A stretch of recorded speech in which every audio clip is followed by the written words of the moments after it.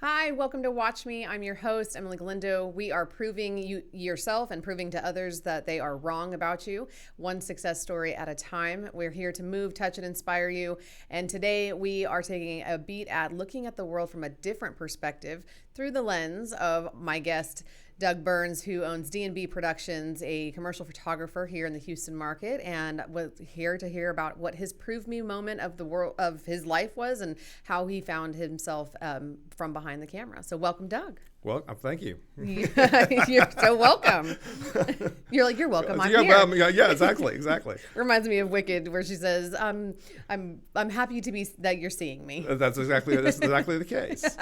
And as Dad used to say, every day that you're vertical and above ground, that's a good day. Yes, right. I have a friend, Greg Slape, Triple G. He says it's good to be seen. That's right. That's right. Always. Yeah. So thank you so much for being here. I'm excited to have you and explore photography. It's a secret passion of mine.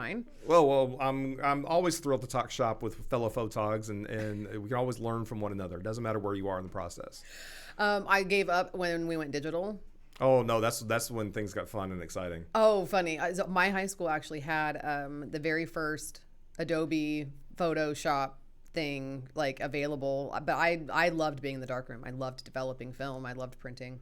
I'm probably the only photographer you will ever meet of my generation. I'm gonna have to qualify that now. Jeez. Yep. Of my generation that did not fall in love with photography in the darkroom. With- I hated the darkroom process. I absolutely abhor the darkroom process. Oh my gosh, that breaks my heart. I would never have graduated high school had I not had the darkroom. Well, so I didn't get really heavily involved with photography until I was in college. Okay. And the lab, it was a black and white lab that was open, like 20 some odd bays. Everybody shared chemicals and whatnot, which was fine. That didn't bother me. But you'd go in at 2 o'clock in the afternoon to start working on stuff, and you wouldn't leave until 7, 8 o'clock at night. Mm-hmm. So you've been in the dark already for 4 or 5 hours. Then you come out and it's still dark. Yeah. For another 9 to 12 hours. No, thank you. And then I'd have to get up, and it would be dark getting up to go to work. I'm done with the dark. Photography is not about dark. Photography is about light. It's painting with light. That's literally what the word means. Writing with light. So get me in the field, playing with the lights, crafting an image. That's my happy place. And going digital, where I can see what it is as I'm building it, and knowing what I can do, in the digital darkroom in Photoshop and other digital tools that we have. I don't spend a lot of time in editing. I try to get it done in camera, but that's my happy place, is being in the field with the gear. Okay, very good. And we jumped right in, and so I forgot. So my very first question for everybody is always, if people are just now tuning in and you can only get your message out to one person to make an impact on them, what is that message to them? Don't do it alone. Find your community. I love that. Find your community. That's something I had to learn very early on in my life, and something I continue to struggle with, because I tend to be a loner, believe it or not. And you and I have known each other for a little bit, and I can get very macabre and melancholy very quickly, but and I have to force myself out of my hole. My very patient wife pulls me out of that on a constant basis. Don't do it alone. Find your community. Yeah. And you have, I'm assuming, you mentioned this before, but what happens when you don't get out and don't have a community? What happened for you anyway? As a youth, in high school, I had struggled greatly. Depression was a real thing, and I half-heartedly attempted suicide. I was sitting there looking at a camping knife and thinking about Harry Carey, and thankfully my mother found me before anything serious happened, and long process that goes for anybody who's been through that knows what that is like. But it's learning to find others that you can communicate with. Mm-hmm. And that may be your family, it may not be your family. It may be the guy next door, it may be the guy across the street, it may be the bartender at the local bar. It's finding somebody that you can communicate with and that you can talk things out with, and somebody who is willing and able to say, you need to go out of your house and go do something.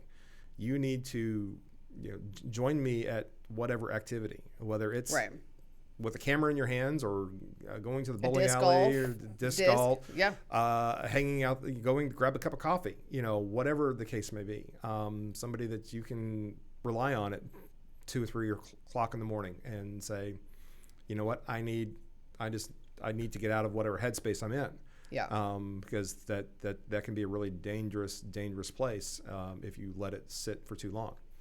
There's actually research, and we already kind of knew this, and we are both generations pre-social media, right? And so we already know that we thought it was going to make us more connected. Oh, yeah. No. And it's actually doing the exact opposite. And it's causing a huge issue in, teen suicide and things like that. Because one, I can compare myself to others 24 hours a day if I want to, which before we only did that when we were at school. Right. And then it's also breaking down our ability to connect in a real way to have those types of conversations. Like I can like things and feel like I'm in a relationship with you because I liked your picture or I know what's going on in your life. So you bring up an interesting subject. Many, many moons ago, my wife and I did a lot of community theater. Mm-hmm. Actually, prior to us getting married. And we went to a cast party at the end of a show that we'd done. And these people, we've been spending a lot of time. If you've ever done any kind of theater, you spend a lot of time with these people and getting ready to put on a show. And wrapping it up, and we were going to enjoy just one final hurrah at a cast party. And most of these people are of our generation. And easily 3/4 of the people there in the cast sat in front of the boob tube watching a movie. And a small portion of us were in the kitchen actually talking to one another. Right. Talking. Yes. Was a lost art. And I'm in my mid-50s. Talking was a lost art just 20 years ago. So it's even worse now. Trying to get a teenager to give you more than 3 words, and they only want to text, and even though they're in the same room with you. So my heart goes out to any parent of a teenager. That's not an easy age. I don't care what generation that is. Yeah, right. No, it's not. But given where we are these days with technology and how easy it is to isolate oneself within our technology and not engage with the world, it's frightening. It is. I think so. I just saw my niece the other day, and she's just in that really weird. She's too old to be one of the little kids anymore, and she's too young to be with the big kids, and so she just sits with us, probably hearing stuff she probably shouldn't. By definition, right? But she's like, anyways. But I had mentioned to her, I wanted to validate that. I just looked at her and just said, "Honey, I just need you to know something. It sucks what you're going through, and for the next 5 years, it's gonna suck." And there's not a thing I can do about it, or any of us can do about it. And I want you to know one thing. 1, it's normal that it sucks. And 2, it sucks for everybody. So when you look at everybody thinking they have a better life than you, or they're more it's not. Everybody feels this way. Well, riff on that for a second, because we have a tendency with social media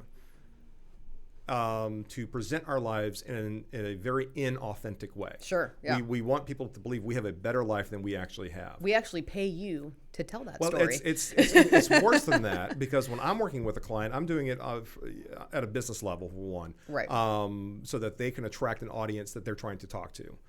And we do that all the time on social media. We want to attract an audience, right? That's the whole point of social media, it seems like. It's like, I need you to be attracted to me. We were on vacation in Greece coming out of the pandemic. Mm-hmm. Had a fantastic opportunity to cruise the Greek Isles. I highly recommend to anybody who ever has the opportunity to go to Greece. The food is unbelievably good, and everything is uphill, so wear really good walking shoes.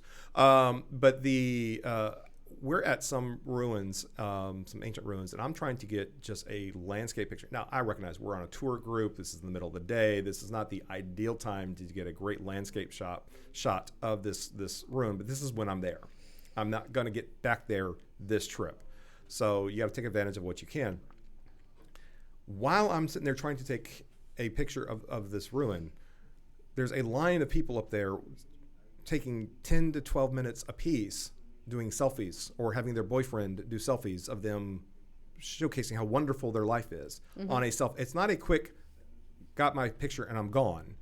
They're modeling for their cell phone with their making their boyfriends photograph them for 5 to. I mean, it got to the point. It was ridiculous that their life is so important that nobody else's life matters. Yeah. Because they have to present this fabulous life that they don't really live to the world. Yes. Now, I got really nasty, and thankfully there's enough English-speaking people in Greece that I could say this in English. I didn't cuss, but I had to get nasty and said, I want 60 seconds with nobody standing in front of this thing so that I can get a freaking shot off. Right. And I got it. Did they get it? I got it. Okay. I got it, but I can't tell you how many nasty looks I got from the 20-year-old females. Yes. Because inevitably it was 20-year-old females. It is. And I had a similar experience taking my daughter to Disney on Ice, me and my girlfriend and our kids and stuff. And this mom was there with her 2 littles, but she was the one wearing the Disney ears and she is sitting there doing the same exact Instagram selfies that you're talking about. Not with her children, by the way, of just her with her little Mickey Mouse ears on, doing whatever. And I just, why? I know why. I can tell you why from a marketing perspective, because eyeballs and audience means potential. Well, it means 2 things. 1, validation, and 2, for your person, and 2, it's eyeballs. So, because I was just listening, we are moving into the digital age. We have moved out of. What do you mean moving into? We've been here for a while. Well, the challenge is that we still are teaching people the industrial age process, right? Yeah. Of working hard, being skilled labor, doing things like that. That is not how we make money anymore. We make money with the digital age of audience numbers, views. We're doing this podcast for a reason, right? That's what it's about. I think that that's the reality. It doesn't mean that I don't know if I think that it's going to help us in interpersonal communications and interpersonal relationships, right? It all becomes very surface level, all very inauthentic. Well, there's been a level of that for a really, really long time, and it's not a new phenomenon, but I think it's been exasperated and exaggerated by social media and the ease of these little pocket computers that we famously call cell phones. Yeah. There are more pictures taken every minute nowadays than there were, pictures, photographs being taken every minute than there were in the first 100 years of the entire world of photography. So the speed and that we can deliver this visual format, this visual medium is it's exceptional. And it's unheard of in the history of mankind. But we, as a species, have used pictures to tell our stories for millions of years. But it's usually been specialists that have, like myself, right, who have kind of cornered that market. First, it was painters, and then you add sculptors into that mix, and people who played with both, and people who really studied the craft. Not knocking on the great masters of the painting world, but everything they did was still propaganda. It was either propaganda on behalf of the church or on behalf of a patron, but it was still propaganda. Incredible artwork. I'm not knocking the artwork, but it was still propaganda. You move into actual photographs, and it was not long before photography and the very next iteration of that being filmmaking, cinematography, still used as propaganda. Yeah, for sure. But because it was still handled by a small minority of people who studied the craft and studied, sometimes just getting a basic exposure was difficult. These days, getting a basic exposure is not even thought of. I mean, you and I are of a generation where learning how to properly expose film was still considered an art form. Yeah. That's no longer even thought of by most people today on what proper exposure is. Or how to create proper exposure, or what that looks like. And to be fair, it's being dictated by whoever created my phone, right? What the proper exposure technically is, and well, the phone is it's. I would argue that the phone is using the same technology that we've always used to consider what proper exposure is for a baseline, and there's some math involved in that on the because every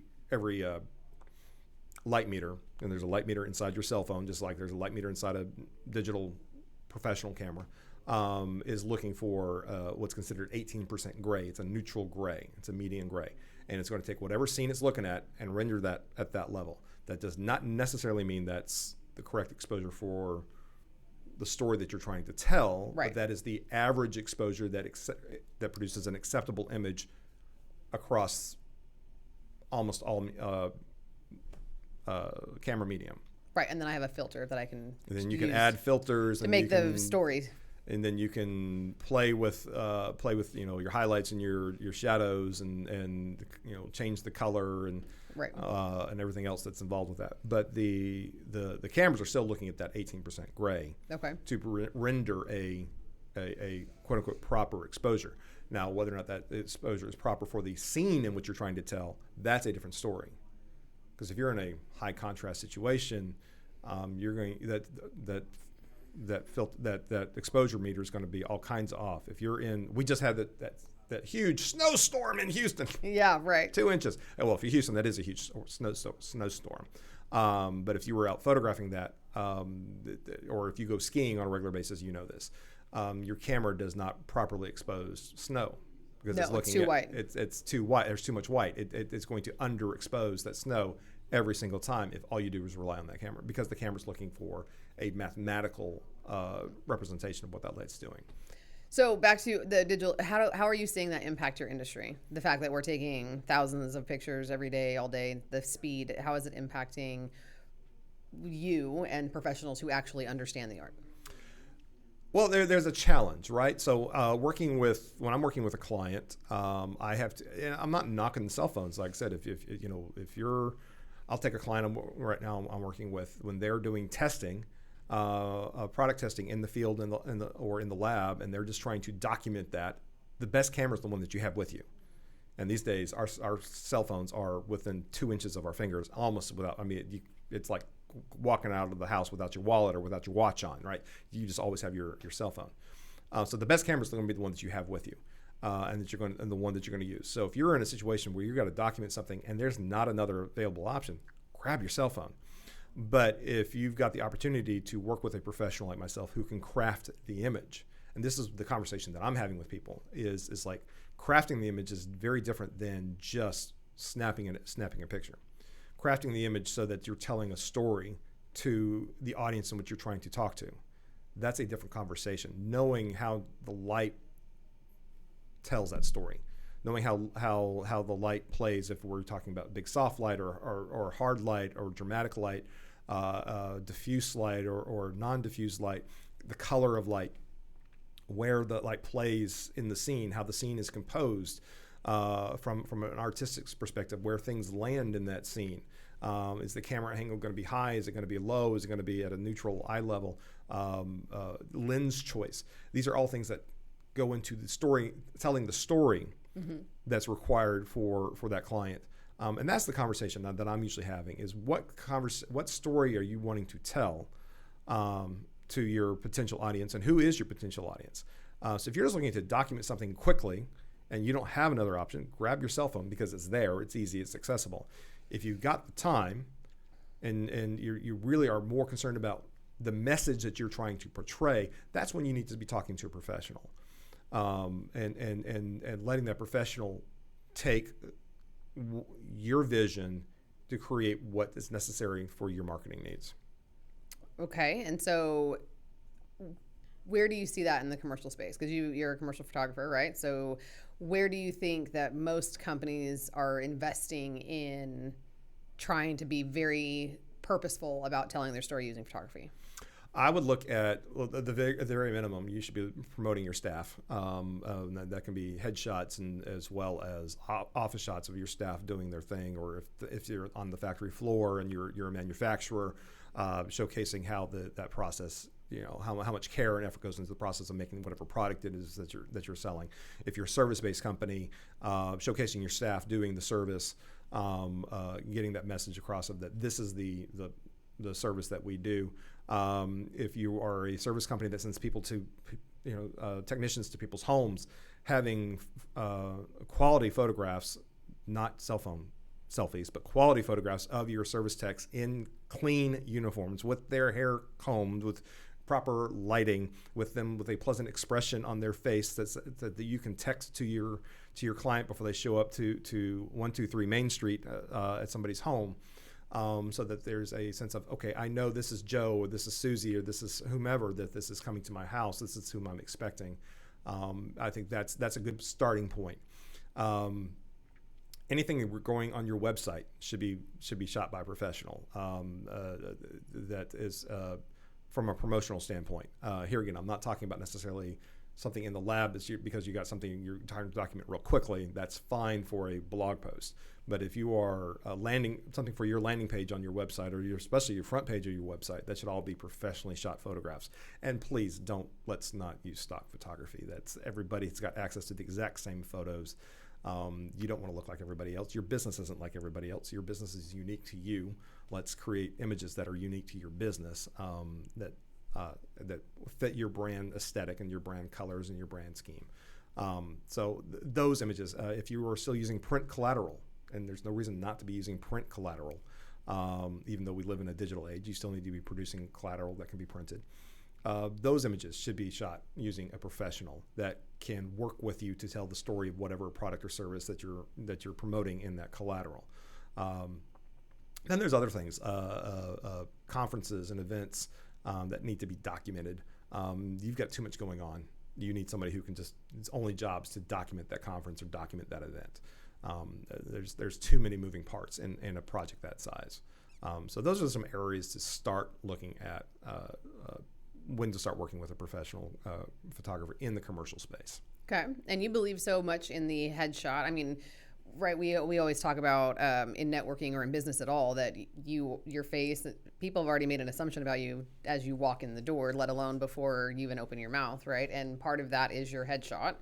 Because it's usually on email signature lines, on your website, showcasing your staff. And you believe so much in that you've written a book about it. I have written a book about it because I get people asking me, how do I prepare? What do I need to do to get ready? And I've got some guides that I can send out, and they're quick and easy reads. But the book, we'll just show the rest of the camera here. Not hide my face. The book's called Face Value, How Professional Headshots Can Supercharge Your Business. And it starts with just basic tips and tricks on how to prepare oneself. If you're having your own headshot session or your own branding session, and anybody who's in sales should definitely be having a more of a branding session than just a basic headshot session. And what's the difference? A basic headshot is going to be just a singular shot used on LinkedIn or your email signature or something along those lines. A branding session is going to be more give you more images as far as collateral to utilize, so that you can use it in more areas. It's more than just a singular headshot. It's going to be more personality driven. It will include a basic dry headshot 9 times out of 10, but it's going to be more personality driven. You're going to have anywhere between 3 to 5 to 7 or more images that you can utilize on in your social media, especially your professional social media. You might be considering images that you can use to with you pose in certain positions that lend itself to combining it with banner text for promotional purposes. The stereotypical, "Hi, I'm here. Let's talk. I want to do business with you." They can get kind of cheesy really quickly, but it is. But those kind of images, shot on a clean background where you can be separated from the background and combined with either other background images or with text-based material will go a long way to helping you promote your own personal brand.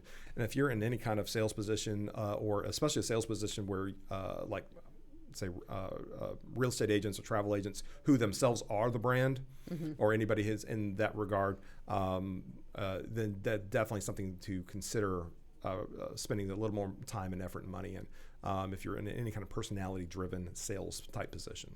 Okay, good to know. I mean, that was a great tidbit because I didn't. My headshot. If you look at my LinkedIn, Doug did my headshot. And it is a headshot as a singular. We had an event that I loved that event or that style of event. And we're going to be doing another one in April, where you set up and we can bring anybody from your staff and everybody to come do that. Yeah, and headshot you can do headshot events are a great way to promote your business. and I get into this a little bit in the book. Some more advanced techniques. If you're looking to, work with a vertical of potential vendors or potential clients who you're trying to promote your services and sales to, have a social event where you're also giving away free headshots. Like a title company who wants a bunch of real estate agents. That's a prime example. Invite a bunch of real estate agents. Hey, we're gonna have a happy hour. We're gonna do an open house, and while you're here, get a updated headshot, no additional charge, because they're always needing new and updated headshots. Real estate agents, please update your headshots. Yes, they are not current. No. The Glamour Shots has not been in business for 20 years. Let's get rid of the Glamour Shots photos. The style hasn't been. Look, we all grow. Hairstyles change. Clothing changes. Hair goes grayer, at least for some of us. We gain weight, we lose weight. We should always be looking to keep an updated headshot, at least a basic updated headshot in our portfolio. But if you're doing a conference or you're doing an expo and you're on a trade show floor and you're wanting to get people into your booth, here's a great way to guarantee you people will just get in line. And now you've got a chance to get your sales staff on the floor to talk to the people who are waiting in line to get their headshots. If you're working with me, I'm collecting demographic information, name, email, phone number, because I have to deliver these headshots individually to these people. And now you're building out a lead list that you can follow up post-event. And I love that. Yeah, anybody who's been in business, anyone who's done trade shows and expos knows how hard it is to sometimes just get a list of the people who've showed up. Sometimes they're reluctant to hand over a business card. I guarantee you they're not reluctant to hand over their name and email if you're going to give them a free headshot. Yeah, and I liked it when we did that event that you get it instantaneously. Like before I even left, I had my headshot in my email and I put it on my LinkedIn the next morning. It's there. It's a great way to stay in contact and give great value to your potential audience. Giving them something that they value, something simple. It's a whole lot nicer than a pen with your name on it or maybe a piece of chocolate. And I'm not, look, have the chocolate, have the pens, but let's give them a reason to show up into the booth, because no one's going to come into your booth just for a piece of chocolate. Right. Yeah. No, because I mean, and I know promotional product people are always trying to figure out what's the next thing but tchotchkes. I also had a home organizer come to my house one day and go through like just the kitchen and was like, trying to throw I'm like, but I need like 1,700 pens. Right. She, and ultimately she's like, why can't we throw these away? And I'm like, because I know that somebody's business paid a lot of money to like produce them and right. And so I feel bad and I need a pen and she was like, but it did its job. They paid for it so that you would have their brand. You have their brand. You see it? All right. Now it's going in the trash. Like, because that's what they're actually how many beer koozies do you really need in your kitchen? Correct. The one thing I will say the one thing that I have kept that I didn't throw away was the local Roto-Rooters jar opener rubber thing. You know those things? Yeah. Anyway, but yeah, that's the only thing. Everything else goes I think my mother had one in her kitchen for like 30 years. Sure, yeah. Oh yeah, probably. I don't know if she ever called that company, but she kept the little rubber. I've never used Roto-Rooter, but I kept their thing. I would use a local member. So here's a promotional product, if you will, a promotional service that you can give away that someone's gonna use, and brand it back with the way I work. I can brand it back to the sponsoring company. I was gonna ask that. Yeah. So can you deliver the headshot with like the brand of the booth that? Yeah. So if ABC Company is hiring me to be at their trade show, their expo, the sign up form has ABC's company logo on the sign up form. The gallery where the people are getting their headshots from is branded back to ABC Company, and I can even put a small brief, marketing. Hey, thanks for stopping by our booth. If you'd like more information, link to a website, link to a landing page, email address, so that you can get a little more information from. So that you put your face in front of them a little bit more from that standpoint. But even more so, now you've got their name and contact information, so that you can reach out at the end of the event. And do put them into your CRM, put them into your contact management system, and reach out with whatever post-event follow-up that you're already planning on doing, and send them an email or pick up the phone and say, hey, we appreciate you stopping by our booth, and love to maybe set a follow-up appointment or however that process works within your company. Sure. Yeah. So, and that's the majority of your business now is this type of marketing, because I think it's very unique. We don't see a lot of it. I've been to a lot of trade shows. I've been to a lot of events, and I don't see that. And I think it's very unique, and I do think it makes a big impact. It makes a huge impact, and it's like I said, I can guarantee you a line, depending on the trade show and with the format of the trade show. But if it's an open expo or an open trade show floor, I can pretty much guarantee there will be a line of people waiting to get their free hit. So the last event I worked, I was still setting up. I was probably half an hour away from taking my first photo. I was still pulling things out of bags and out of boxes, just getting the booth set up, and people were wanting to line up already and sign up for headshots. We not had it hard out at 5:30. I would have continued to have a line for another hour.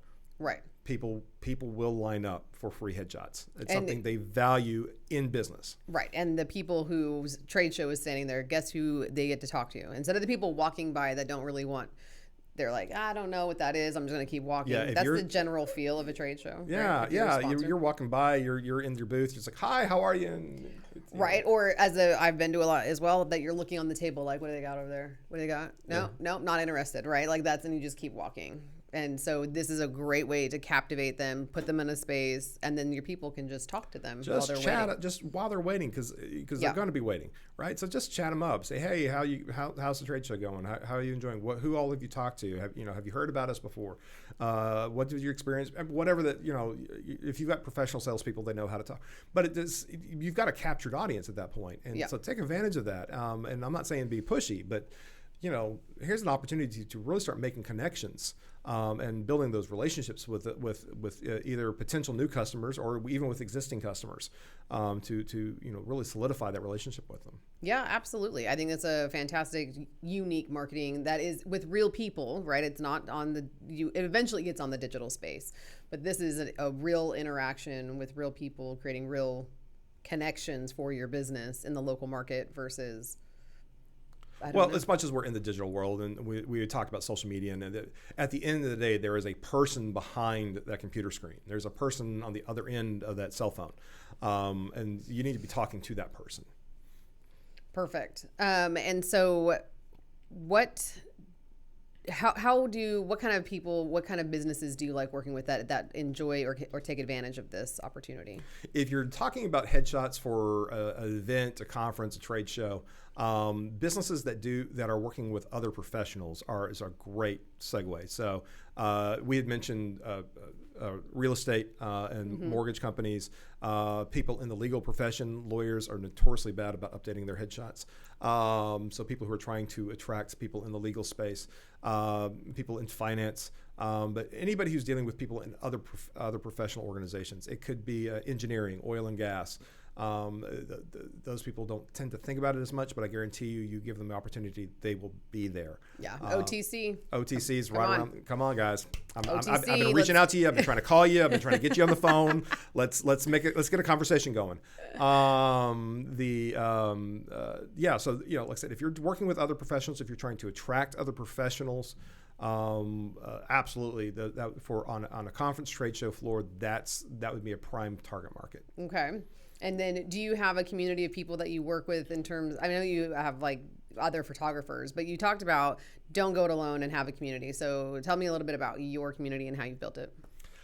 It depends on what I'm working on. I've got a couple of communities. I think the biggest one, of course, is my wife, but also my neighbor across the street, who has become like a second brother to me, almost really closer than my actual brother. Isn't that fun, being able to choose your own family? And that can be very organic. It just kind of the way things worked out, but we've become extremely close. And he's an artist in his own right. He's a ecclesiastical painter, does a lot of church iconography, and so it's fun just to go over and talk shop with him and talk as a fellow artist. But also we talk about family and we talk about church, and because we both attend the same church. Having a church community or faith-based, for me, having a church community has been important. But whatever your faith may be, that's a great place to go find community. It's kind of hard in the workplace. Now, I've always always office out of the house. I've always worked by myself. I don't really have a work-based community, so it's really hard for me to speak to that. I know people who have found close friends in the workplace, but that may, because of that situation, may be a little more difficult. But if you can find those opportunities to really connect with people on a personal level, that's you've got to find that, and that maybe joining a club, joining a charity, doing some charity work. A professional organization is not a bad place to be. Because they may not necessarily be your colleague, but you're going to have similar experiences in the workplace. So wherever you're struggling, find some people who are in a similar situation. So you can walk together and hold each other's hand through going through whatever life may throw at you, whatever work may throw at you. Someone who can understand where you are in your mind space. All right. Well, with that, we're gonna leave it there because I do want to give you an opportunity to talk. I mean, we did talk about the OTC and all of that, but to tell our viewers where they can get your book and how they can get a hold of you to take advantage of it. I think this is an amazing opportunity for business owners to really make themselves stand out in a very crowded space in all industries. It's very noisy in the marketing world, and I think that what you offer is a great way to make them look unique. So I appreciate that. So the book is available on Amazon. If all you remember is Face Value and then look up Headshot Book, it's going to be the only book on headshots named Face Value. Okay, perfect. We'll put the link in the show notes. So that's the best place to find that. And then the website is DNB Productions, Douglas Nathaniel Burns, and because I've never figured out a way to make that sound like an N versus an M. There's actually a reason why I used my initials, because back in my college days, the lowercase DNB, if you turn it on the side, looks like a old school cinema camera. I was never able to make that logo work. Oh, man. Yeah, I know. I have tried, and I was never able to make that logo work. But it's been DNB Productions my entire adult life. So go to dnbproductions.com. This is where you'll find the website, find all kinds of information about the various photographic services, from commercial photography, headshot photography, expos, team headshots, whatever the case may be in that space. That's the best place to find me. Contact forms there. Perfect. Well, thank you very much for coming on. I appreciate thank you for having me. Yeah, absolutely. I'm always trying to be able to, like you, make an impact and let people know that there's options out here that make us, improve, move, touch, inspire, improve in any way we can. And I think that putting on a good face in terms of how we represent ourselves is a piece of that, right? Like being able to put on a good face in your digital shot, that's definitely going to start there, and then eventually the rest of it. I think we're all concerned about our image. I mean, there's a reason why I grew my beard 6 inches long and grew out the ponytail.